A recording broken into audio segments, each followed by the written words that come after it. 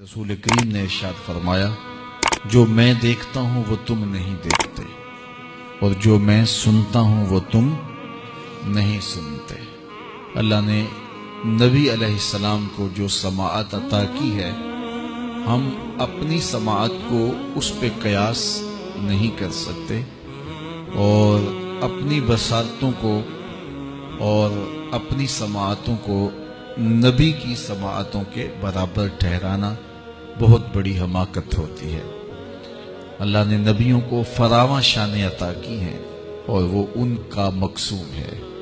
تو میرے حضور نے فرمایا، جو میں دیکھتا ہوں وہ تم نہیں دیکھتے، جو میں سنتا ہوں وہ تم نہیں سنتے۔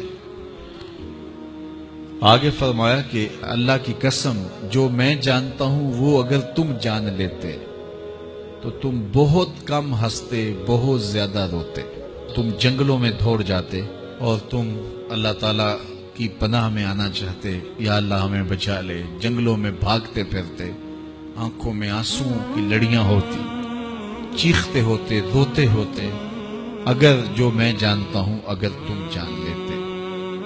قال ابو ذر، حضرت ابو ذر اس حدیث کو روایت کرنے کے بعد فرمایا، کاش کہ میں درخت ہوتا اور کاٹ دیا گیا ہوتا، میں درخت ہوتا جانور کھا گئے ہوتے۔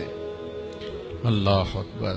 مائے نی مینو کانو جمی تے درداں کیتی مار نکمی، کہ دے اگے کڈاں ابالے نو کوئی آکھے زلفاں والے نو۔ تو کہا کاش کہ میں درخت ہوتا اور کاٹ دیا ہوتا۔ حضرت عمر رضی اللہ تعالیٰ عنہ ایک کچی اینٹ اٹھاتے ہیں، پھر نیچے رکھ دیتے ہیں، پھر اٹھاتے ہیں، پھر رکھ دیتے ہیں، اور پھر کہتے ہیں کاش کہ میں یہ اینٹ ہوتا۔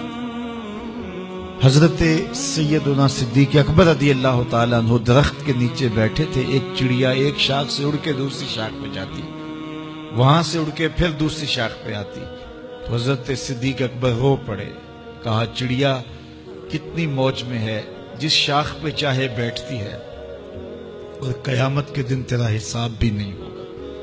کہا پھنسے تو ہم ہیں۔ رسول کریم صلی اللہ علیہ وآلہ وسلم سے لوگوں نے کہا، حضور آپ بوڑھے ہو گئے۔ حضور کی مبارک داڑھی میں سفید بال، سر انور میں بھی سفید بال، اگرچہ ان کی تعداد محدود تھی لیکن ظاہر ہوئے۔ کہا سورہ ہود اور اس کی مماثل صورتوں نے مجھے بوڑھا کر دیا ہے، کیونکہ ان صورتوں میں اللہ کے عذابوں کا ذکر ہے، آخرت کا ذکر ہے۔ یہ وہ بابرکت وجود ہیں، وہ بابرکت ذات ہیں کہ جن کے دامن پہ گناہ کا ایک دھبا بھی نہیں ہے۔ اور میں اور آپ اپنے آپ کو دیکھیں تو ہم کہاں کھڑے ہیں۔ حضور نے حضرت عائشہ سے کہا، زوجہ ہیں رسول کریم صلی اللہ علیہ وآلہ وسلم کی، محبوبہ محبوب کائنات، لیکن ان سے بھی میرے حضور نے کہا، عائشہ گناہوں کو کبھی چھوٹا نہ سمجھنا، گناہوں کو حقیر نہ سمجھنا کہ یہ چھوٹے ہیں کوئی بات نہیں، اس سے کیا ہوگا، اس دن حساب ہوگا، اس دن پوچھا جائے گا۔ تو اپنی زندگی کو مرتب اور منظم کر کے رکھو۔ ہم بہت سارے گناہ دائیں بائیں دیکھ کے کرتے ہیں۔ جب ہم معاشرے میں برائی پھیلی ہوئی دیکھتے ہیں تو ہم کہتے ہیں کہ دیکھو نا یہ سارے کر رہے ہیں تو میں ہی بہت متقی آ گیا ہوں جی۔ دائیں بائیں دیکھ کے گناہ کرتے ہیں، پھر ہم کہتے ہیں فلاں بخشا گیا تو ہم بھی بخشے جائیں گے۔ اچھا اگر وہ نہ بخشا گیا تو پھر جہنم میں جانا قبول ہے؟ تو دائیں بائیں دیکھ کر دلیر ہو جاتے ہیں۔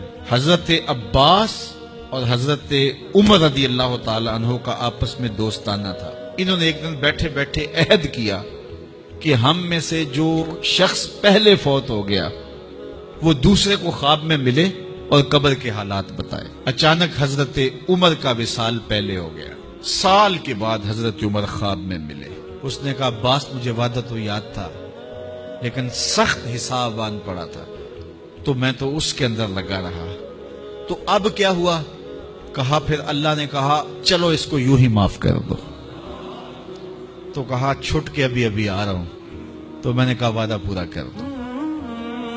میں اور آپ ٹھیکیدار بن جاتے ہیں جنت کے۔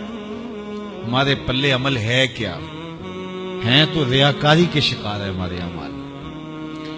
تو آئیے ہم اپنی آخرت کے لیے سوچیں، اپنی زندگی کو اچھائی کی راہوں کا مسافر بنائیں۔